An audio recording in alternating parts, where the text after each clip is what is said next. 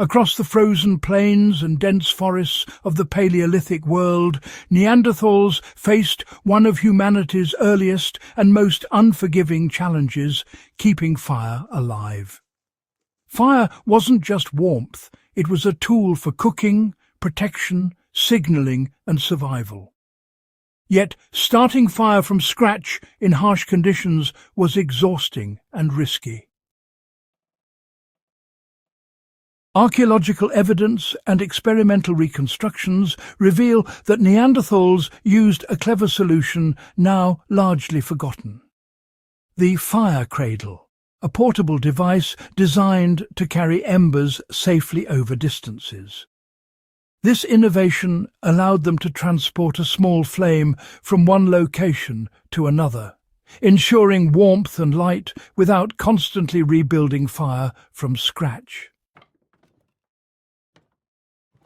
For modern survivalists and backyard enthusiasts, understanding this lost technique provides both historical insight and practical firecraft skills.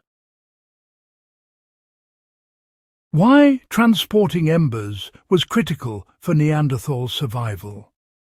Neanderthals lived in climates that were often harsh, with long cold winters and unpredictable weather. Rebuilding fire each day consumed valuable time and resources, such as dry wood and kindling. Embers, once carefully nurtured, were a portable source of energy that could ignite new fires quickly. A small spark could mean the difference between a warm night in a shelter and exposure to freezing temperatures.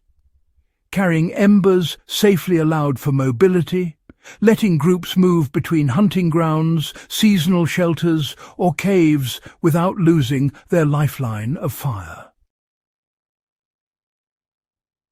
The fire cradle was their solution, a simple yet remarkably effective tool that preserved the flame while preventing accidental burns or extinguishing. Now let's talk about how the Neanderthal fire cradle was actually constructed and, well, why it worked so effectively. The fire cradle was, in essence, a small and portable container crafted from natural materials, things like bark, hollowed wood, or even woven reeds. Inside, there would be a bed of embers and hot coals, all carefully insulated by ash, leaves, or moss. This helped prevent heat loss and, importantly, stop the container itself from catching fire by accident.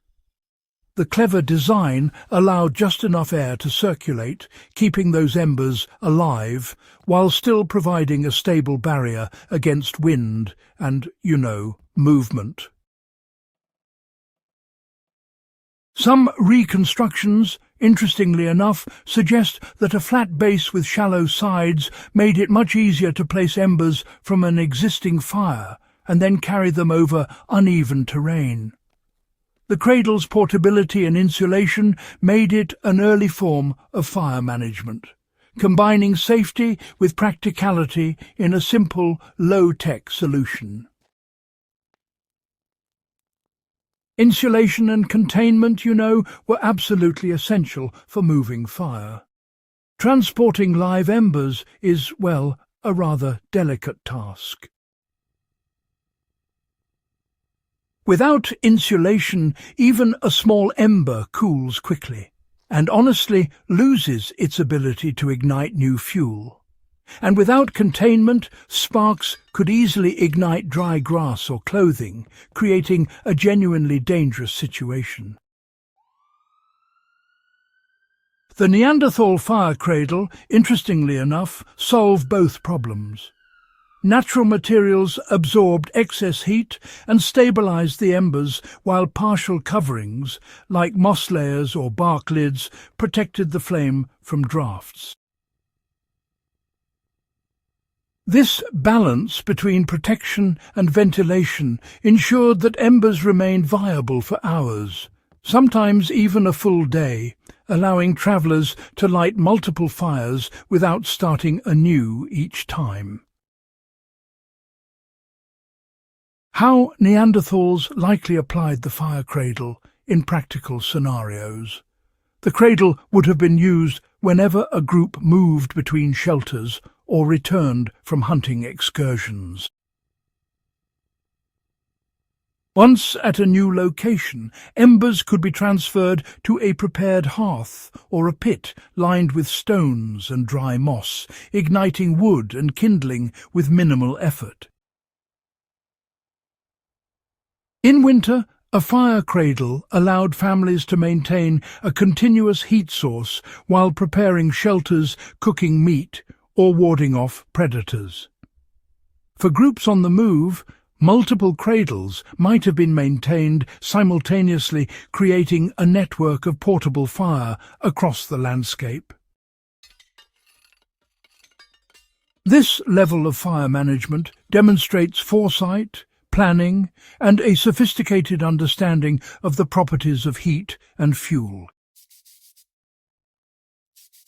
How modern enthusiasts can apply the Neanderthal fire cradle for survival and backyard projects.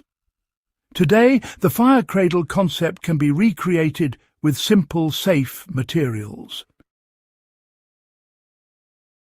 A small metal tin, a shallow wooden box, or, any fireproof container filled with ash, moss, and a few hot embers can really replicate the effect. The key is insulation and airflow. Embers must stay alive but not ignite the surrounding materials. This method is just perfect for carrying fire between campsites, maintaining a controlled flame in emergency situations, or even teaching firecraft in a backyard survival setting. Practicing with a cradle also develops patience and a true understanding of ember management, skills that are honestly essential for low-tech, off-grid living. So, why does studying this lost technique really matter? Well, it's not just about survival. It's about gaining a deeper historical insight too. The Neanderthal fire cradle, honestly, stands as a testament to early human ingenuity. You see, it truly highlights how necessity drives innovation and how our ancestors, faced with tough environments, developed practical and repeatable solutions to those challenges. For modern survivalists, the cradle teaches us that fire management is about more than just ignition.